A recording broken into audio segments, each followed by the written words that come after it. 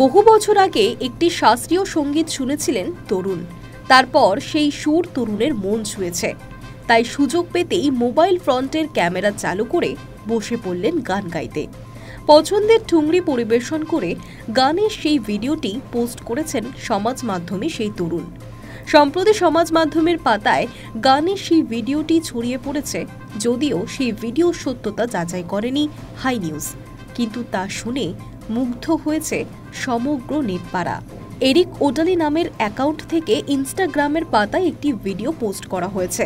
সেই ভিডিওয় দেখা গিয়েছে যে এক বিদেশি তরুণ সোফায় বসে ঠুংরি পরিবেশন করছেন।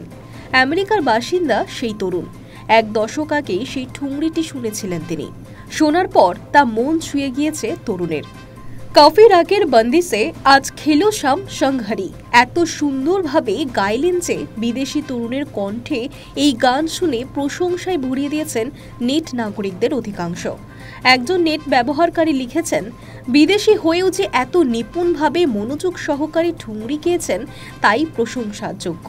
আবার একজন লিখেছেন, ভারতীয় শাস্ত্রীয় সঙ্গীতকে এই তরুণ যথেষ্ট শ্রদ্ধা করেন। তার সুরেই শ্রদ্ধা ভালোবাসা ফুটে উঠেছে। Hi news network.